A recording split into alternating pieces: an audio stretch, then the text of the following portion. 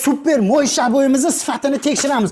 Abo'ying sifatsiz deganlarga mana bo'lmasa. Mana loyni sachdik. Mana buni qarang. Rasvosini chiqardik. Abo'y rasvo bo'ldi.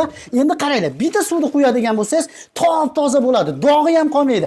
Jaydari bolalar kelib, pomidorni surkiydimi, ketchupni surkiydimi, loy surkiydimi, hech nima bo'lmaydigan super mo'ysha bo'ylarni Farg'onaning Rishton do'st akalarimiz bu yoqqa keling. Qilib beryapti. Hozirgi abo'yimiz xuddi shu bo'ladi. Loy tegadimi, ketchupmi farqi yo'q. Bitta yuvib olsangiz top-toza bo'ladiganlar bo'ladi. Hozirgi kunda akalarimiz tayyor tekis devorga 1 metr kvadratini 40 ming so'mdan ustanovka qilib beryapti ekan.